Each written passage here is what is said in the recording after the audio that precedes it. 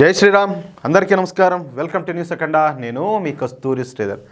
ఇప్పుడు మన దేశంలో సెక్యులరిజం అంటారు కదా.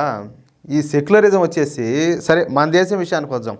హిందువులు మెజార్టీలుగా ఉన్నంత వరకే సెక్యులరిజం అనేది ఉంటుంది. ఈ మాట నేను ఎందుకు అంటున్నానంటే, ఒకవేళ హిందువులు ఎక్కడైనా తక్కువగా ఉన్న రాష్ట్రాలు కావచ్చు, ప్రాంతాలు కావచ్చు, ఇప్పుడు జమ్మూ కాశ్మీర్ తీసుకుందాం, లేకపోతే పశ్చిమ బెంగాల్లోని కొన్ని ప్రాంతాలు, కేరళలోని కొన్ని ప్రాంతాలు, అదేవిధంగా అస్సాంలోని కొన్ని ప్రాంతాలు, అంతెందుకు హైదరాబాద్లో పాత బస్తీ కూడా, ఇక్కడ వాళ్ళ జనాభా ఎక్కడైతే ఉంటుందో ఎక్కువగా ఆడ సెక్యులరిజం అనేది పనికిరాదు. అంటే కనీసం ఆడ మనం పూజలు చేసుకోవాలన్నా, ఒక పండుగ చేసుకోవాలన్నా కూడా మనకు స్వేచ్ఛ, స్వతంత్రం అనేది ఉండదు. అది సెక్యులరిజం వాల్యూ ఈ దేశంలో అర్థం అవుతుందా. ఇప్పుడు వాళ్ళ జనాభా ఎక్కడైతే ఎక్కువగా ఉంటుందో అక్కడే విధంగా జరుగుతుంది. రేపు దేశమంతా కూడా వాళ్ళ జనాభా ఎక్కువైపోతే ఎట్టుంటుంది? దేశం అంతా కూడా ఇదే బతుకుంటుంది. ఆఫ్ఘనిస్తాన్ చూడండి. ఆఫ్ఘనిస్తాన్లో ఇంతకుముందు హిందువులు ఉన్నారు, ఇప్పుడు పరిస్థితి ఏంది? పాకిస్తాన్లో హిందువులు ఉన్నారు, ఉన్నా లేనట్టే. ఇదిగో మొన్న ఒక న్యూస్ కూడా వచ్చింది. ఫస్ట్ టైం పాకిస్తాన్లో ఒక హిందువు పోలీస్ ఆఫీసర్ అయినాడంట. First time. మన దేశంలో ఎంతమంది ఉంటారయ్యా హిందువులు కాకుండానా? అది ముస్లింలో కావచ్చు, క్రిస్టియన్లో కావచ్చు, సిక్కుల్లో కావచ్చు, ఎవరైనా కావచ్చులే. ఎంతమంది ఉంటారు? పోలీస్ ఆఫీసర్లు ఎంతమంది ఉంటారు? డాక్టర్లు ఎంతమంది ఉంటారు? లాయర్లు ఎంతమంది ఉంటారు? ఇంజనీర్లు ఎంతమంది ఉంటారు? పైలట్లు ఎంతమంది ఉంటారు? ప్రతి ఒక్క రంగంలోనే ఉన్నారే. పాకిస్తాన్లో 1947లో కదా స్వాతంత్రం వచ్చింది మనకు. అప్పుడే కదా వాళ్ళ దేశాన్ని ఇచ్చినాము మత ప్రాతిపదికన. ఇన్నాళ్లకు వాళ్ళ దేశంలో ఒక హిందువుకు పోలీస్ ఆఫీసర్గా ఉద్యోగం వచ్చింది. అది బతుకు. మన దేశంలో సెక్యులరిజం ఎన్ని రోజులు బతుకుంటుందంటే, హిందువులు ఎప్పటి వరకు అయితే మెజార్టీగా ఉంటారో అప్పటి వరకు సెక్యులరిజం అనే మాట ఉంటుంది. తర్వాత అసలు ఈ ప్రభుత్వమే ఉండదు, ఈ రాజ్యాంగమే ఉండదు. ఇప్పుడు వాళ్ళకి అవకాశం లేదు కాబట్టి ఇప్పుడు ఓయమ్మ వీఆర్ ఇండియన్స్ అంటారు, ఇది సెక్యులర్ కంట్రీ అంటారు, రకరకాల మాటలన్నీ మాట్లాడతారు. రేపు వాళ్ళ జనాభా పెరిగిందనుకో, ఈరోజు బంగ్లాదేశ్లో ఏం జరుగుతుంది, రేపు భారతదేశంలో కూడా అదే జరుగుతుంది. ఆ స్థితికి మనం దిగజారకపోతే మేలే. అర్థమైందా? సరే, ఇప్పుడు బంగ్లాదేశ్ విషయానికే వస్తే రోజు రోజుకు ఈ బంగ్లాదేశ్లోని జాంబిగాళ్ళ ఆగడాలు మామూలు కాదు, మితిమీరిపోతున్నాయి. అసలు వీళ్ళ వైఖరే చాలా వింతగా విచిత్రంగా ఉన్నది. అసలు ఈ బంగ్లాదేశ్ జాంబిగాళ్లకు ఏం కావాలో వాళ్ళకి అర్థమై సావడంలే. అంటే ఒక రకమైన మత పిచ్చితో కొట్టుకొని చచ్చారు. ఆ మత పిచ్చితోనే మారణహోమం సృష్టిస్తారు. చూస్తూ ఉంటే ఈ జాంబిగాళ్ళు సగం పిచ్చోళ్ళ మారి కనిపించారు. అసలు అరబ్ దేశాల్లో కనుక ఈ ముడి చమురు, ఈ గ్యాస్ నిక్షేపాలు కనుక దొరకపోతే వీళ్ళ బతుకంతా కూడా అడకతిండమే. వీళ్ళను కుక్క కూడా లెక్క చేసేది కాదు. ఆ రోజులు దగ్గరలోనే కూడా ఉన్నాయనుకోండి, అది వేరే విషయము. ఇంకా అసలు విషయానికి వద్దాం. ఇప్పటికే ఈ బంగ్లాదేశ్లో ఉన్నటువంటి జాంబిగాళ్ళు హిందువులను నానా రకాలుగా వేధింపులకైతే గురి చేస్తారు. ఈ హత్యలు చేస్తారు, అత్యాచారాలు చేస్తారు, దోపిడీలు, లూటీలు. అబ్బా, వీళ్ళు జైరాని ఘోరాలు లేవు, ఆ మారిగా ఉండాలి.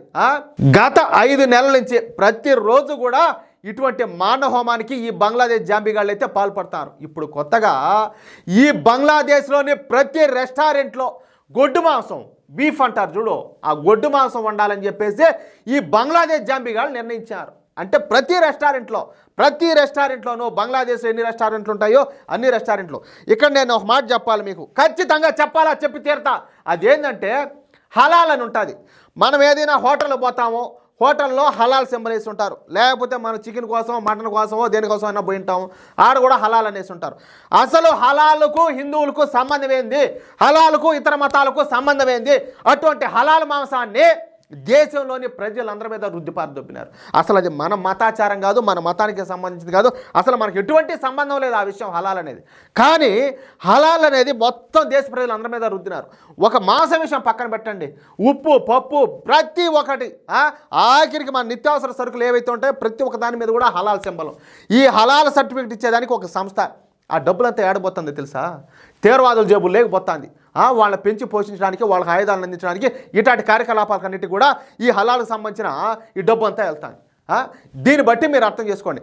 ఎవరైనా రేపు ఎప్పుడైనా ఏదైనా మాంసం కోసంగా దేనికోసమైనా పోయినప్పుడు హలాల్ అని మాత్రం మీరు తీసుకోవద్దు. ఇది నా వ్యక్తిగత విషయము, నేను చెప్తున్నా, నా వ్యక్తిగత అభిప్రాయం.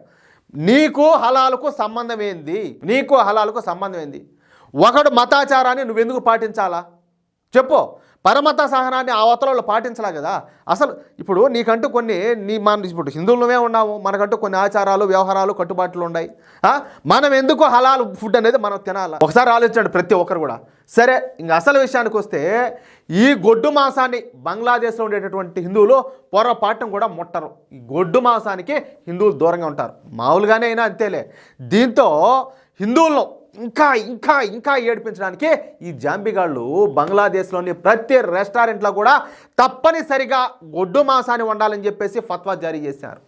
చూడండి, ఏడ చూడబోతే ఇట్ట ఈ హలాలు బొంగు బొసానం అని చెప్పి, ఆడ చూడబోతే అట్ట. బంగ్లాదేశ్కు చెందినటువంటి ఈ ముస్లిం కన్స్యూమర్ రైట్స్ కౌన్సిల్ ఈ ఫత్వాని అయితే జారీ చేసింది. ఇక నుంచి బంగ్లాదేశ్లోని అన్ని రెస్టారెంట్ల మెనూలోనూ తప్పనిసరిగా గొడ్డు మాంసం ఉండాలని, లేకపోతే ఆ రెస్టారెంట్ పైన దాడి చేసే సర్వాధికారాలు ఈ బంగ్లాదేశ్ మత పిచ్చిగాళ్ళకు ఉంటాయని, అంటే వాళ్ళకి అధికారాలు ఉంటాయంట. ఏది బీఫ్ గానా లేకపోతే దాడి చేయొచ్చంట.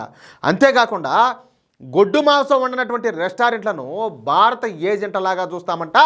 ఈ ముస్లిం కన్స్యూమర్ రైట్స్ కౌన్సిల్ ఒక దిక్కుమాలినటువంటి స్టేట్మెంట్ విడుదల చేసింది. అది ఆ విషయము.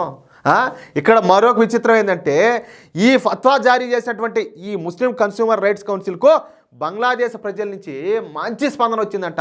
మంచి ఫత్వా విడుదల చేశారు, మీరు మంచి పని చేశారని చెప్పేసి ఈ ముస్లిం కన్స్యూమర్ రైట్స్ కౌన్సిల్ను బంగ్లాదేశ్ ప్రజలు అభినందనలతో ముంచెత్తారంట. అది అంటే వీళ్ళే కాదులే, మొత్తం వాళ్ళంతా అట్టే ఉన్నారు. మనమే పిచ్చిముండా కొడకలమే, మనమే అర్థం చేసుకొని చావలేకుండా మనం అర్థం చేసుకునే టైంకి బంగ్లాదేశ్లో ఎటువంటి పరిస్థితులు ఉన్నాయో ఏడు కూడా అదే పరిస్థితులు వచ్చాయి. అట్లా ఇలాంటి వాళ్ళు ఉన్నటువంటి బంగ్లాదేశ్ను ఇంకా దేవుడు కూడా కాపాడాడు. కావాలంటే చూడండి, ఇంకొక 2 సంవత్సరాల్లో బంగ్లాదేశ్ కూడా మరొక పాకిస్తాన్ లాగా, మరొక ఆఫ్ఘనిస్తాన్ మారిపోతుంది. అడక్క తినాలి వాళ్ళకు. కనీసం పాకిస్తాన్ వాళ్ళకి అడక్క తినాలి, బొచ్చు అన్న ఉన్నది, వీళ్ళకి బొచ్చు కూడా మిగలదు. నేను ఇంకొక మాట చెప్పాలా ఈ సందర్భంగా, కొంతమంది ఇలాంటి వీడియోలు చేసినప్పుడు ఇక్కడ ఉన్నటువంటి జాంబిగాళ్ళు, ఈ మత పిచ్చిగాళ్ళు ఏదేదో కామెంట్లు పెడతారు, ఏది వాళ్ళకి ఫేవర్గా సపోర్ట్గా. సిగ్గు లేదంటరా, నువ్వు పుట్టిన భూమి ఎట్టాడిది, గడ్డ ఎట్టాడిది, నువ్వు బతికే దేశం ఎట్టాడిది, ఈ దేశంలో పుట్టి పుణ్య భూమిలో పుట్టి వాళ్ళ సంకలం లాక్తా, వాళ్ళకి సపోర్ట్ చేస్తా. పోయి బతుకల్లో నా చెప్పు, ఏం బతుకలరా మీ బతుకలు, పోటీ దొప్పుకోమండి ఆడికి ఏడేందుకు పోయి ఏం చేయని ఉండారు మీరు. మీకు ఆ దేశాలు మీకు అంత ఇష్టం ఉన్నప్పుడు, మీకు అంత మత పిచ్చినప్పుడు పోండి ఆడికే పోండి. ఈడికి ఏడేం పని మీకు, ఏడేం పని అంటాలే. అది మ్యాటర్. ఏమయ్యా నేను చెప్పేది కరెక్టేనా లేదా, అది మ్యాటర్. నేను చెప్పింది కరెక్ట్ అనిపిస్తే ఈ న్యూస్ని అయితే నలుగురికి షేర్ చేయండి. ఖచ్చితంగా ప్రతి ఒక్కరు మీ యొక్క అమూల్యమైన అభిప్రాయాలను ప్రతి ఒక్కరు కూడా కామెంట్ రూపంలో తెలియజేయండి. సబ్స్క్రైబ్ చేసుకోవడం మాత్రం మర్చిపోద్దు. ప్రతి ఒక్కరు కూడా మన ఛానల్ సబ్స్క్రైబ్ చేసుకోండి. మీరు ఎంతమంది సబ్స్క్రైబ్ చేసుకుంటే మాకు అంత సపోర్ట్ దొరికినట్టు. మీరు ఎంతమంది కామెంట్ చేస్తే ఓకే సరే మన అభిప్రాయాలను కూడా 10 మంది గౌరవిస్తున్నారనేది మాకు ఇంట్రెస్ట్ అనేది ఉంటుంది. మీరు మమ్మల్ని ప్రోత్సహించి మమ్మల్ని ముందుకు నడిపించినట్టు. దయచేసి అర్థం చేసుకోండి ప్లీజ్. జై శ్రీరామ్.